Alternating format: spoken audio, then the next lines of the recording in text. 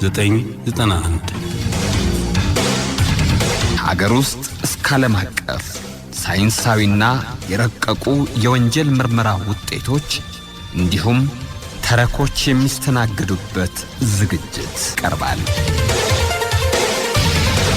991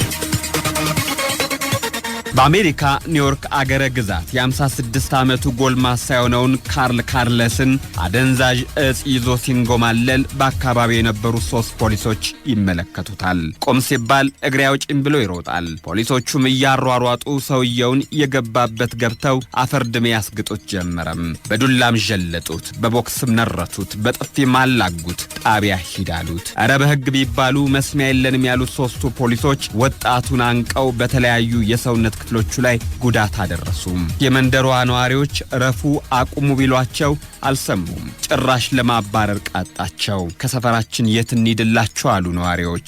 ሰውየው ሲደበደብ ሲጎትቱት በካሜራ ተቀርጸው ነበረም። ቪዲዮውንም ነዋሪዎቹ ለፖሊስ ጣቢያው አስረከቡ። ጎልማሳውን ሰውዬ ከሚገባው በላይ ልክ ባለፈ ኃይል ተጠቅመው ያንገላቱትን የጎዱትን ፖሊሶቻችሁን ጉዳቸውን ተመልከቱ ተባሉ። የከተማ ፖሊስ ዲፓርትመንት እርምጃ ለመውሰድ አልዘገየም። በድብደባ የተሽመደመደውን ጎልማሳ ወደ ሆስፒታል እንዲሄድና ሕክምና እንዲያገኝ ላከው። በዛው እንዳትመጣ በቃ አንተ ነፃ ነህ አለው። እነዛ ነውረኛ ፖሊሶችንም መለዮ አውልቁ ፖሊስ አይደላችሁም ብሎ ከስራ እንዳባረራቸው የዲፓርትመንቱ ኃላፊ ኖክስ ካውንቲ ተናግረዋል። የተጎጂ ቤተሰቦች በዚህ ብቻማ ሊበቃ አይገባም፣ የልጃችን ክብር ተገፏል፣ አንቋሸውታል፣ ፍርድ ቤት መቅረብ አለባቸው አሉ። ጉዳዩ ፍርድ ቤት ደርሶ ሁኔታውን ሲከታተል የነበረው የኒውዮርክ ግዛት ፍርድ ቤትም ሕገወጦችን ለሕግ ማቅረብ የግድ ነው፣ ግን እንደነዚህ አይነት ነውጠኛ ፖሊሶችንም ዝም ብለን አንመለከትም ብሎ ከስራ ገበታቸው የተባረሩትን ፖሊሶች ያንዳንዳቸው ላይ የ3 ወራት እስር ወስኖባቸዋል። ሰላም እንደምን ሰንብታችኋል? የተከበራችሁ አድማጮቻችን በያላችሁበት የከበረ ሰላምታችንን እናቀርባለን። በወንጀል የምርመራ ስራዎች ላይ ትኩረት የሚያደርግ 991 የዛሬው እነሆ ተጀምሯል። ግርማ ፍስሐ ነኝ። መልካም ቆይታ። ከወንዙ ዳር የተገኘው አስክሬን ማን ገደለው?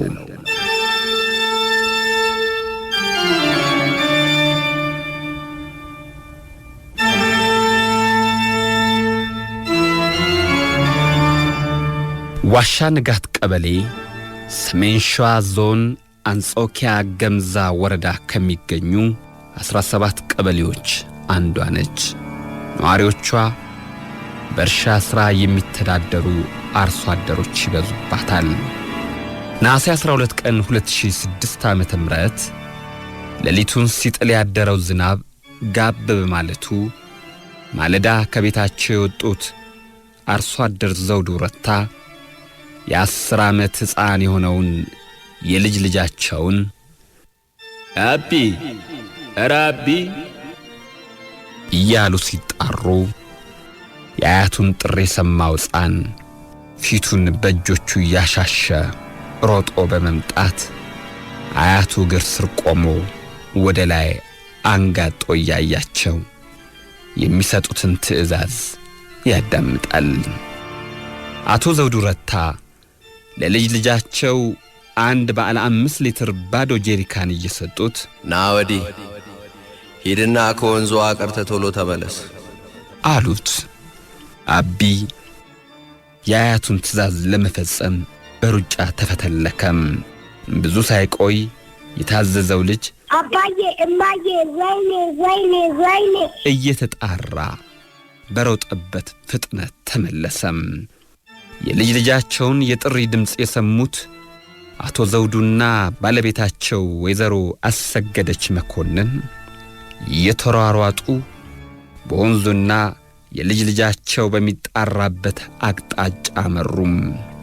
ከወንዙ አቅራቢያ እንደደረሱ ምንድነው ምን አገኘ እያሉ አያቶቹ የልጅ ልጃቸውን በጥያቄ አጣደፉት። አቢ ምንም አልሆነም። በድንጋጤ ግን ጨው መስሏል። ልጁ አያቶቹን ያየውን እንዲመለከቱ እየጎተተ ወሰዳቸው። ጋርዬ አባቴ ወርቋል፣ ሳናግሩም ዝም ብሏል። ድርቅ ብሏል። ዝናብም ማበስ ብሎታል። ልብሳውና አባባ ሞቶ ነው እንዴ? ዓለም ወደ ወንዙ እየወሰዳቸው ወይዘሮ አሰገደች መኮንንና አቶ ዘውዱ ረታ አንድ ሰው ከወንዙ ዳርቻ ራቆቱን ወድቆ ተመለከቱም። ራቆቱን ወድቆ የሚታየውን ሰው ማንነት ለማረጋገጥ ወደ ወደቀው ሰው ተጠጉም። ያዩትን ማመን አልቻሉም። እናት የ39 ዓመት ልጃቸውና የአቢ አባት የሆነው ገረመው ዘውዱ መሆኑን ሲያውቁ ተዝለፍልፈው መሬት ላይ ተዘረሩ። አባት የደረቡትን ጋቢያቸውን እየለበሱ እሪታቸውን አቀለጡት። ትንሹ ልጅ የተመለከተው በርግጥም አባቱን ነበረ። ለመሆኑ አባቱ እንዴት ከወንዝ ዳር ሞቶ ተገኘ? ማንስ ገደለው?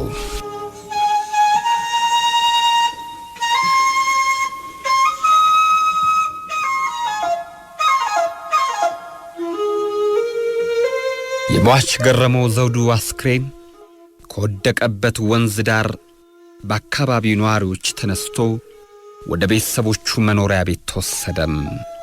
ሰፈር ተረበሸም። ዘመድ አዝማድ ተላቀሰም። ወላጅ አባትና እናት በአንድ ብቸኛ ልጃቸው ሞት ጥልቅ ሐዘን ላይ ወደቁም። ትንሹ አቢ አባቱ የሆነውን ነገር ሲያስበው በቁሙ ይንዘፈዘፋል። ይህ ሁሉ እንዳለ የሟች ገረመው ዘውዱ አስክሬን ወዳጅ ዘመድ ተሰብስቦ አስፈላጊውን ቅድመ ዝግጅት ተከናውኖ በለቀስተኞች ታጅቦ በአካባቢው ወደሚገኘው ቤተክርስቲያን በመጓዝ ላይ ያለም በለቅሶ መካከል አባት ልጄን የገደለው አውድቅ ነው። አዎ አውድቅ ነው። ልጄ የሚጥል በሽታን የገደለው። ወይኔ ልጄ ይቅር ብያል ነበር። ምነው በስተርጅና ጉድ ሰራኝ። ምነው ወይኔ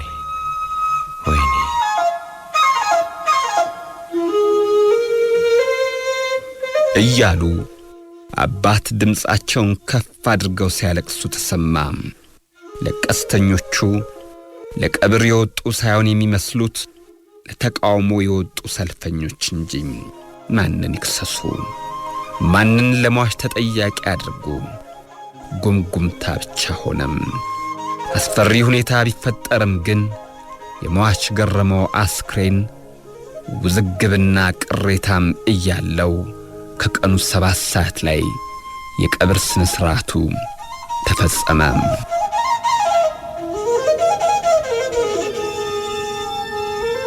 ከቀብር ስነ ስርዓቱ በኋላ የሟችን ቤተሰብ ለማጽናናት ከተሰበሰቡት ነዋሪዎች መካከል እርስ በርስ የሚንሸኳሸኩት እንዳሉ ሁሉ አንዳንድ ነዋሪዎች ደግሞ ስሜታቸውን መቆጣጠር አቅቷቸው ይህን ጉዳይ ፖሊስ ሳያውቀው ለምን ተቀበረም? እሺ እናትና አባቱስ ለምን ዝም ይላሉ? የልጃቸውን ገዳይ አይፋረዱም እያሉ ይጨቃጨቃሉ። ድንገት ወደ ለቅሶ ቤት የገባ አንድ ሰው የወንድሜን የጓደኛዬን ገረመውን ገዳይ ማወቅ እፈልጋለሁ። ለምን ዝም ትላላችሁ? ስለ ትንሹ ልጁ ብላችሁ ገዳዩን እንፈልግ ሲል እናትና አባት ለቅሶ በለቅሶ ሆኑ። ቆይቶ ቤቱ አንድ የዝምታ ዋጠው። ያ ምርር ብሎ የሚያለቅሰው ወጣት ሰብሰብ ብለው ወደ ተቀመጡት ሰዎች ጠጋ ብሎ ድምፁን ዝቅ አድርጎ የሆነ ነገር አንሾካሾከም። ከዚያ በኋላ ግን ለቅሶ ቤቱ በተቆጡ ሰዎች ተሞላ። በቃ እንታገስም፣ የወንድማችን ደም በከንቱ ፈሶ መቅረት የለበትም፣ ፖሊስ ማወቅ አለበት የሚሉ ሰዎች ተነሱም። የምን ፖሊስን መጠበቅ፣ አንገቱን ይዘን እኛንን ፍርድ መስጠት ያለብን ያሉም ሰዎች ነበሩ። ሆኖም የሰፈሩ ሽማግሌዎች ቁጣውን በማብረድ ዋሻ ንጋት ምድብተኛ ኦፊሰር ጋር በመመካከር ለአንጾኪያ ገምዛ ወረዳ ፖሊስ ስልክ በመደወል ሁኔታውን አሳወቁ። መረጃው የደረሰው የአንጾኪያ ገምዛ ወረዳ ፖሊስ አንድ የምርመራ ቡድን አቋቋመ። ቀድሞም በአስቸኳይ ወደ ዋሻ ንጋት ቀበሌ እንዲላኩም ተደረገ። በወንጀሉ ስፍራ የደረሰው የፖሊስ የምርመራ ቡድን የሟች አስክሬን የተገኘበት ወንዝ አካባቢ በጥንቃቄ በሚፈተሽበት ወቅት ብዛት ያለው የደም ነጠብጣብ ማግኘታቸው ሟች በሰው ስለመገደሉ ፍንጭ የሚሰጥ ሆኖ አገኙት።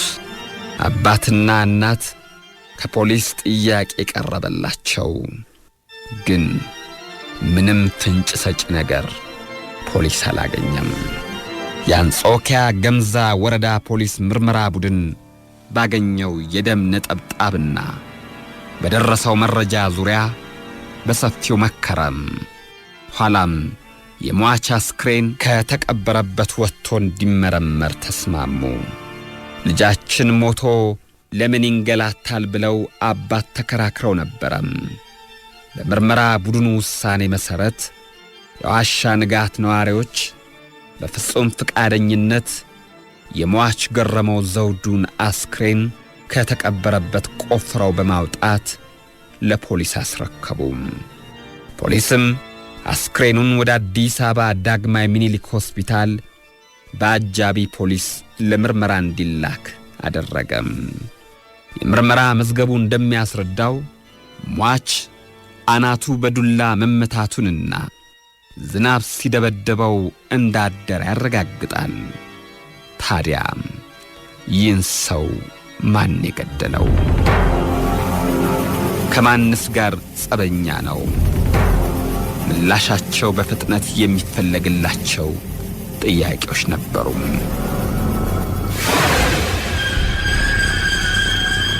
ከአካባቢው ሰው የተገኘው መረጃ እንደሚያመላክተው ሟች ከአባቱ ጋር ጸበኛ እንደነበረ፣ ከቤት ተጣልቶ እንዲወጣ መደረጉን ነበረም።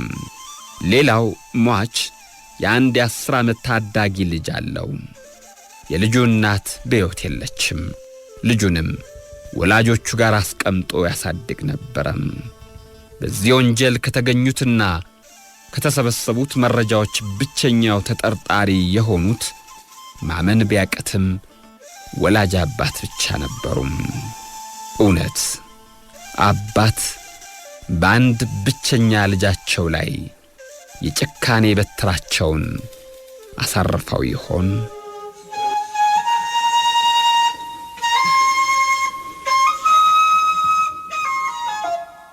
በማግስቱ ነሐሴ 13 ቀን 2006 ዓ.ም ከጠዋቱ 2 ሰዓት ተኩል የአንጾኪያ ገምዛ ወረዳ ፖሊስ የወንጀል ምርመራ ቢሮ ውስጥ የፖሊስ ምርመራ ቡድኑ አባላት በአንድ ጠረጴዛ ዙሪያ ተቀምጠዋል። ከመርማሪዎቹ ትይዩ የሟች አባት አቶ ደጀኔ ረታ በዓይናቸውን ባያቀረረ ሰውነታቸው እየተንዘፈዘፈ ተቀምጠዋል። ከምርመራ ቡድኑ አባላት አንደኛው ዝምታውን ሰብሮ የአቶ ዘውዱን ፊት አትኩሮ እያየም፣ አቶ ዘውዱ የተፈጠረውን ነገር ሁሉ ደርሰንበታል። ስለዚህ ልጆትን ለሞት ያበቃውን ጉዳይ እስኪ አንድ ባንድ ያስረዱን አለም። የሟች አባት ተጠርጣሪው አቶ ዘውዱ ካቀረቀሩበት ቅና ብለው እንባቸውን በለበሱት ጋቢ እየጠራረጉ በሻካራ ድምጻቸው ተናገሩ። ልጄ አውድቅ አለበት። አዎ ልጄ የሚጥል በሽታን የገደለው። ልጄ ጠላት የለውም፣ ደግና ሩሩ ከሰው ጋር ተስማምቶ የሚኖር ነው። ይሄን የበዛው ድክት ሰውነቱን ሲታጠብ አጋንንት አግኝቶት ይሆናል አሉ። አረባኮ የኛንም ጊዜ ያቃጥሉ፣ የሆነውን ሁሉ ደርሰንበታል እያልኖት ነው። ይበሉ ይንገሩን እውነቱን አለም የምርመራ ቡድኑን የሚመራው ፖሊስ። ተጠርጣሪው አቶ ዘውዱ እንባቸውን በሁለት ጉንጮቻቸው እንደ ጎርፍ እያወረዱ ሳግ እየተናነቃቸው ከተወሰነ ጸጥታ በኋላ ተናገሩ።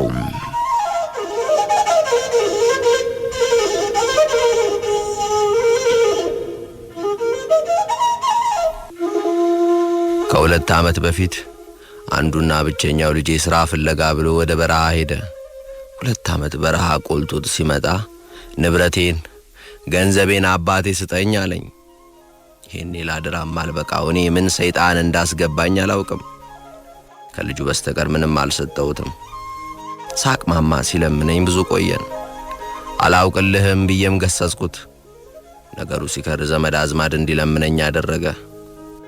ይሄኔ አስደፈረኝ፣ አዋረደኝ ብዬ በሰፈር ሽማግሌ ከቤቴ እንዲወጣ አደረኩኝ። ከዛ በኋላ እየተንከራተተ ይኖር ነበር።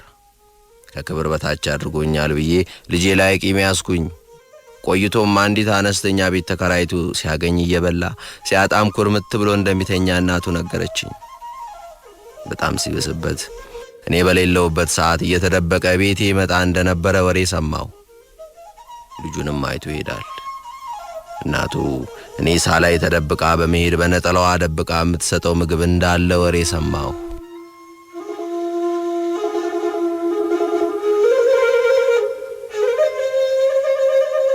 ነሐሴ 11 ቀን 2006 ዓመተ ምህረት ገረመው ዘውዱ ወላጅ እናቱ ዘንድ ተደብቆ ሄደም። እናቱም ደብቀው የሰጡትን ዳቦ ይዞ ከተመለሰ በኋላ በአካባቢው በሚገኝ ወንዝ ውስጥ ገላውን በመታጠብ ላይ ያለም አባቱ አቶ ዘውዱ ረታ ከቀኑ 10 ሰዓት ላይ ከደን ጥበቃ ወደ ቤታቸው ሲመለሱ ልጃቸውን ወንዝ ውስጥ ሲያዩት ቀደም ሲል እሳቸው ከቤት በማይኖርበት ጊዜ ተደብቆ እየገባ እንደሚበላ እንደሚጠጣ የወሬ ሰምተው ተናደው የነበረ በመሆኑ ሟች ሊታጠብ ሲል ያስቀመጠውን ዱላ በማንሳት የገዛ ልጃቸውን አናቱን ደጋግመው በመምታት ገደሉት። ከዚያም ምንም እንዳልተፈጠረም ወደ ቤታቸው ሄዱ። ንጋት ላይ ትንሹን ልጅ ወደ ወንዝ የላኩት ልጁን እንዲያየውና እንዲናገር ፈልገው ነበረም። እንዳሰቡት ተሳክቶ በጉዳዩ እሳቸውን ማንም ተጠርጣሪ ሳያደርጋቸው የልጃቸው ግብአተ መሬት ተፈጸመ። ቀጥሎም እንዳዘንተኛ ለቅሶ ቤት መቀመጣቸውን ነው የፖሊስ የምርመራ መዝገብ የሚያስረዳው። የአንጾኪያ ገምዛ ወረዳ የፖሊስ የምርመራ ቡድን ይህን መዝገብ በሰውና በሰነድ ማስረጃ አጠናክሮ ለሰሜን ሸዋ ዞን ፍትህ መምሪያ በመላክ ክርክር ሲያደርግበት ቆይቶ ከፍተኛው ፍርድ ቤት ልጃቸውን ከወንዝ ዳር ጥለው የገደሉትን አባት አቶ ዘውዱ ረታን በ15 ዓመት ጽኑ እስራት እንዲቀጡ ወስኖባቸዋል።